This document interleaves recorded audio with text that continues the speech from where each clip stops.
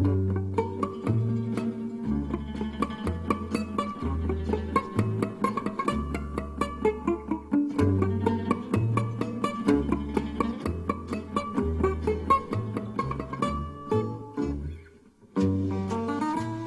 Alex, un jeune homme de 28 ans qui vient tout juste de terminer ses achats de Noël. Il a maintenant rendez-vous dans quelques minutes sur l'une des plus grandes et imposantes places de France et d'Europe.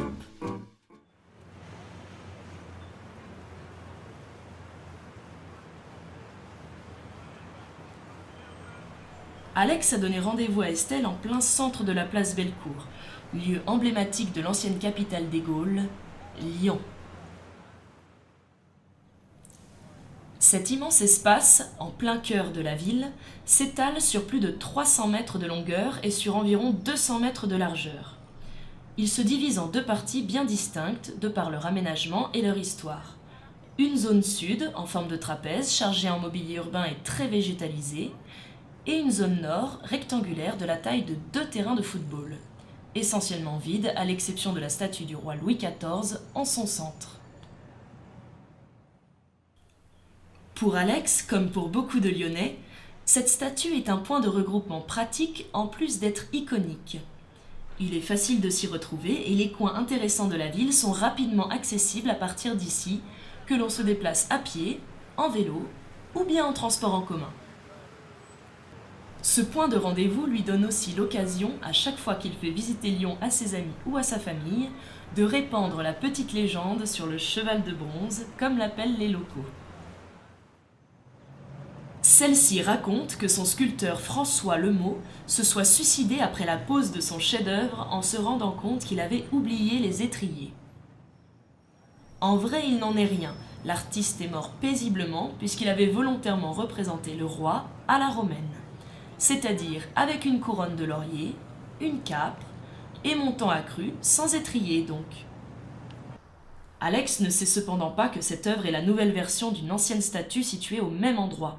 Celle que nous connaissons de nos jours est posée en 1825 et remplace celle de l'artiste Desjardins. Installée au début du XVIIIe siècle, elle fut détruite et fondue quelques décennies plus tard, durant la Révolution, afin d'alimenter la production des canons. Seules les œuvres des frères Coustou, présentes sur la statue originale, ont pu être mises à l'abri durant cette période. Ces bas-reliefs, allégories de la Saône et du Rhône, ont été protégés dans l'hôtel de ville avant de regagner leur place en 1957 au pied du roi. La statue de Louis XIV ne fut cependant pas la seule à souffrir de la Révolution. À l'instar de la nouvelle œuvre qui la remplace de nos jours, les façades actuelles situées à l'est et ouest de la place sont une version revisitée de celles qui trônaient au même endroit avant 1793, date de leur destruction. Si Alex les apprécie de par leur grandeur et leur simplicité, il n'aura malheureusement jamais idée de la magnificence des façades qui existaient avant la Révolution et la prestance qu'elles donnaient au lieu. Bellecour fut confiée à l'architecte du roi, Robert de Côte, qui avait déjà travaillé sur Lyon à la restauration de l'hôtel de ville. La place Bellecour, alors nommée place Louis-le-Grand, répondait au principe d'aménagement des grandes places royales sous Louis XIV. Ainsi, la statue du roi était installée en premier, en plein centre, et la place tout entière et ses façades étaient aménagées en fonction de celle-ci. Seules les façades est et ouest virent le jour. Elles étaient composées de 2 grands corps de bâtiments unifiés et symétriques, représentant parfaitement le classicisme à la française. Une fois les travaux achevés, Bellecour acquit une réputation internationale, allant même à être qualifiée par les contemporains comme l'une des plus belles places d'Europe. Cette beauté ne résista cependant pas à la Révolution. Les appartements de l'aristocratie furent pillés et les façades, qualifiées d'outrageantes pour le peuple, furent détruites. C'est Napoléon Bonaparte, en qualité de premier consul, qui, en 1800, posa la première pierre de leur reconstruction. Les travaux prendront une dizaine d'années, mais les nouvelles façades ne seront pas du goût du nouvel empereur. Reconstruites dans un style impérial, elles auront pour lui un goût d'inachevé, et il se serait alors exprimé en ces termes : « Mais quelle caserne m'a-t-on foutu là ?» Cette envolée lyrique peut certainement s'expliquer par le fait que nombre des éléments décoratifs ne verront jamais le jour sur les façades, à l'exemple des sculptures de bronze qui devaient être placées sur les frontons, qui semblent alors bien vides. Ces grandes façades ne sont pas les seuls bâtiments que Alex affectionne. Il y a également le clocher qui marque l'angle sud-est de la place. Situé sur la place Antonin-Poncet qui jouxte la place Bellecour, c'est son histoire et le côté solitaire de la tour qui plaît à Alex. Ce clocher, c'est l'attachement des riverains à un patrimoine emblématique de l'histoire de la ville. Il fut sauvé in extremis par la population lors de la destruction en 1934 de l'hospice et de l'église de la Charité, auquel il était alors rattaché. Aujourd'hui vieux de 350 ans, il permet encore aux passants ayant une bonne vue d'avoir l'heure.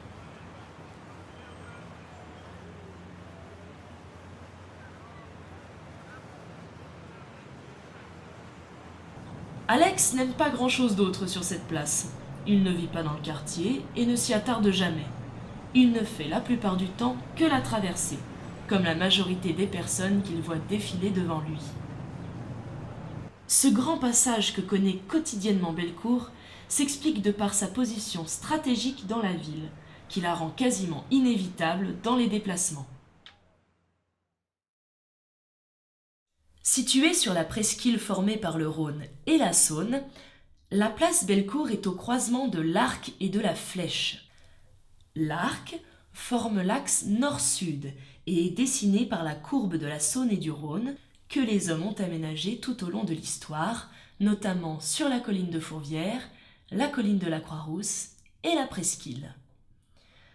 La flèche représente l'axe est-ouest, qui est la ligne principale des développements urbains du siècle précédent et qui s'étendent essentiellement au-delà du Rhône, sur la plaine de l'Est. Cet axe est historiquement le premier à être d'une importance capitale pour la création de la place Bellecour et son futur prestige.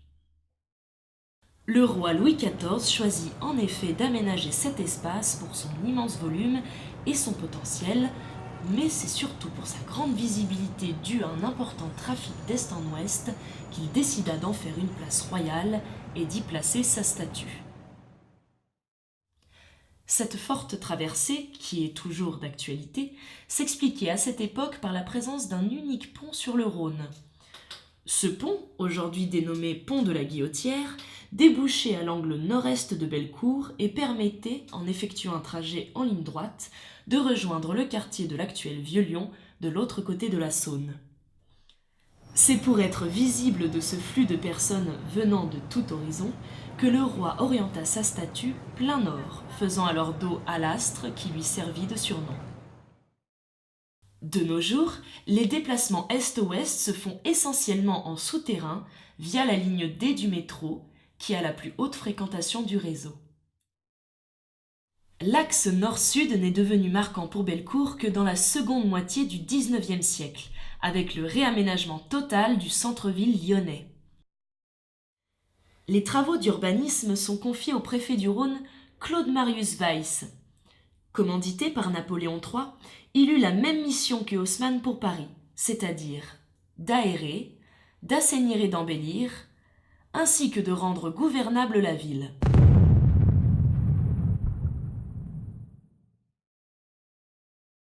Weiss changea définitivement le visage de la presqu'île, au tissu urbain dense et vieillissant, en perçant de longues et larges rues, facilitant les déplacements nord-sud. L'aménagement le plus emblématique de cette recomposition est sans aucun doute celui de la rue Impériale, aujourd'hui rue de la République, avec dans son prolongement l'actuelle rue Victor Hugo. Avec l'apparition de ces artères urbaines, Bellecour se retrouve au centre d'une traversée majeure qui mène à des équipements phares tels que l'Opéra ou l'Hôtel de Ville au nord et la gare Perrache sur la place Carnot au sud. Cette traversée est rythmée tout du long par de plus petites places aérant et embellissant le tissu urbain, telles que la place des Cordeliers, la place de la République ou bien encore la place Ampère. Ce grand cheminement fut suivi un siècle plus tard pour créer le tracé de la première ligne du métro lyonnais, la ligne A. Aujourd'hui combiné au tramway numéro 1, il est possible de faire rapidement l'ensemble de la presqu'île dans sa longueur en transport en commun. Les rues de la République et Victor Hugo deviendront piétonnes suite aux travaux du métro, créant à cette époque le parcours urbain entièrement piéton le plus grand de France. Fortes de leur succès, il n'est pas rare de les voir noirs de monde, surtout les week-ends par beau temps. Arriver sur la place Bellecour permet alors d'avoir un peu d'espace et prendre un peu d'air frais quand on affronte la foule de la presqu'île. On prend alors quelques minutes pour profiter de la belle lumière d'hiver et pour prendre des photos. Alex sera certainement encore une fois sur quelques-unes de ses photos souvenirs d'inconnus, ce qui est inévitable, puisqu'il est dans l'angle où l'on fait sans aucun doute le cliché le plus pittoresque de la ville de Lyon. D'ici, au premier plan, ressort l'ambiance de cette place grandiose, avec la statue du roi. Au second plan, trône la basilique de Fourvière, bâtie en 1886, qui surveille encore avec bienveillance l'ensemble de la ville. Alex se dit d'ailleurs qu'il vaut mieux pointer son objectif vers le haut en direction de la basilique que vers le bas. Par endroits, le sol laisse en effet à désirer, avec ses craquelures et ses quelques mauvaises herbes. Ce grand espace, anciennement plat et uniforme, est aujourd'hui légèrement déformé et composé d'une multitude de revêtements qui ne s'accordent pas toujours. Cette situation s'explique par les aménagements que Bellecour a connus dans la seconde moitié du XXe siècle et qui ont été réalisés au coup par coup. Durant cette période, elle fut éventrée à 2 reprises pour laisser place à des opérations urbanistiques amenant une touche de modernité à la ville sous la direction du maire Louis Pradel. La première fois fut en 1963, avec la construction du parking souterrain. Cet aménagement, pouvant accueillir 500 véhicules, occupe la moitié ouest de la place et s'arrête au niveau de la statue de Louis XIV. Quelques conséquences non négligeables sur la forme et les usages de la place découlèrent de la création de ce parking. Tout d'abord, il provoqua l'interruption du cheminement piéton sur le côté ouest de la place à cause de l'emprise au sol de son entrée et de sa sortie. Ensuite, le revêtement du sol changea. Anciennement recouvert du matériau sablé, le gore, le sol fut revêti dans un enrobé de couleur pourpre, brisant alors l'unité architecturale.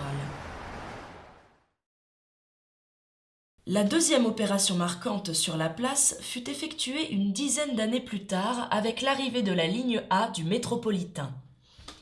Inaugurée en 1978, la station de métro modifia le visage de Bellecour sur sa partie est, avec notamment la création de volumineuses bouches de métro. La mise en service du métro D n'affectera quasiment pas le lieu, les changements se répercutent en plus sur la place adjacente d'Antonin-Poncet. Les principales bouches du métro A formèrent dès leur création une véritable porte d'entrée sur Bellecour pour toutes les personnes venant de la rue de la République ou bien du pont de la Guillotière. Elles invitent encore aujourd'hui le piéton à suivre une diagonale d'enrobé qui permet ici de ne pas se salir par mauvais temps et fait la liaison entre la rue Victor Hugo et la rue de la République tout en suivant le tracé du métro A.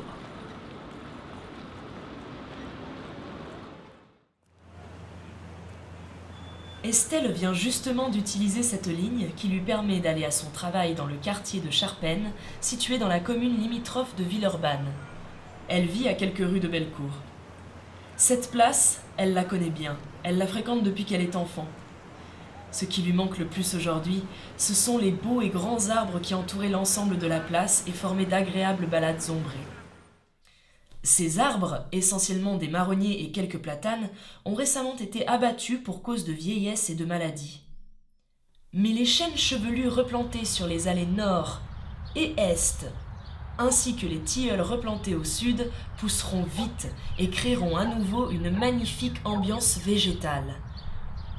Estelle apprécie déjà beaucoup les tilleuls pour leur belle couleur d'automne.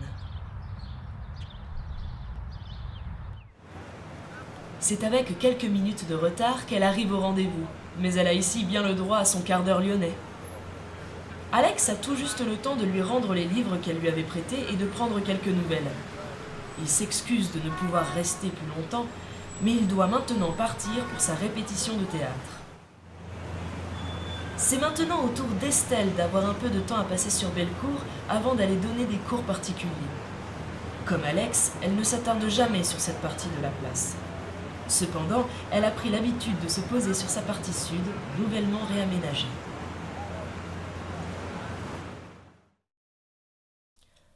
Finalisé en 2012, cet espace permet de réinvestir et de redécouvrir Bellecour grâce à des travaux d'embellissement.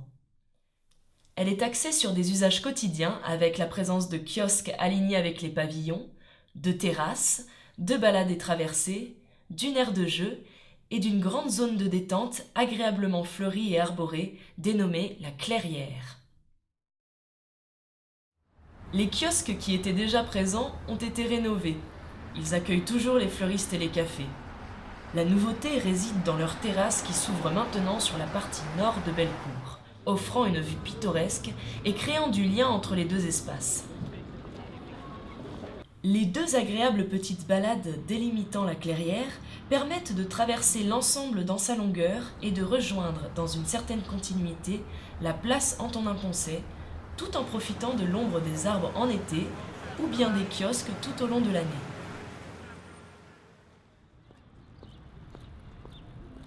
Estelle compte s'asseoir pour se détendre un peu.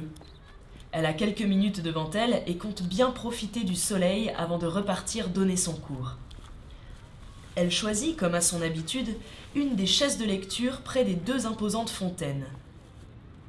Ces deux bassins d'eau, vidés pour la période hivernale, sont apparus au cours du XIXe siècle. Autrefois alignées avec les deux pavillons, elles furent déplacées afin de respecter le nouvel aménagement en s'accordant à l'alignement paysager. Les pavillons, eux, ne bougèrent pas. Également construits au XIXe siècle, ils accueillirent pendant longtemps un café de renom et un corps de garde. Ils sont maintenant, depuis quelques décennies, réservés au tourisme, avec l'un accueillant des congrès et l'autre l'office du tourisme. Leur emplacement marque la transition physique entre la place Royale au nord et la Clairière au sud. Notre Lyonnaise espère qu'un jour, ce bel espace qu'est la Clairière s'agrandira encore un peu et intégrera le petit îlot où s'élève la statue en l'honneur de Saint-Exupéry que trop peu de personnes voient. Perchée en haut d'une grande colonne de marbre blanc, l'œuvre fut installée en 2000 pour les 100 ans de la naissance de l'aviateur écrivain qui vécut ses premières années sur Bellecour. Il est ici représenté avec Le Petit Prince, son œuvre la plus connue. Son emplacement et sa mise en scène en font une œuvre qui se fond dans le décor sans se faire remarquer, tout comme la statue du veilleur de pierre. Située sur la façade nord de Bellecour, elle rend hommage aux résistants lyonnais fusillés à l'emplacement même de celle-ci, en représailles à une tentative d'assassinat à la bombe sur des officiers nazis durant l'occupation allemande. L'îlot où trône la statue de Saint-Exupéry mériterait d'être d'autant plus revalorisé qu'il se situe à l'emplacement d'un jardin qui jadis donna son nom à Bellecour.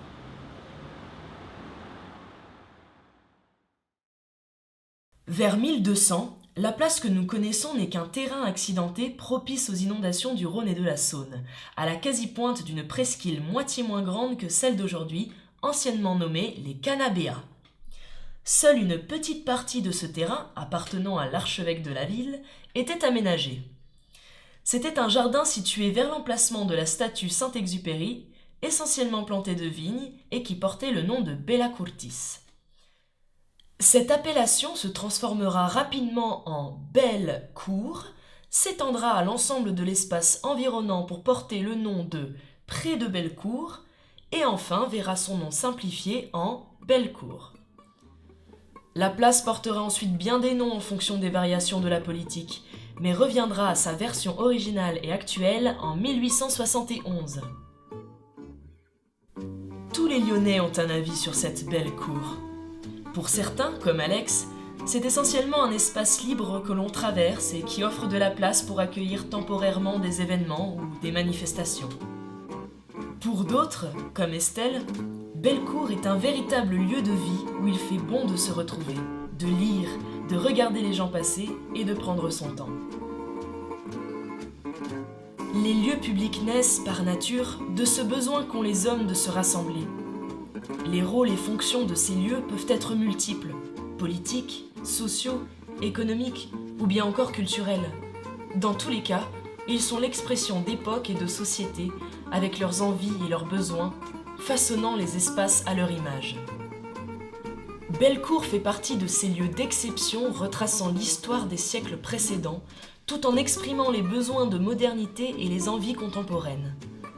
Il semble essentiel, pour l'avenir, d'en entretenir et d'améliorer ses usages et sa beauté, car elle fait partie de ces lieux emblématiques dont l'excellence est la marque de la qualité urbaine d'une ville.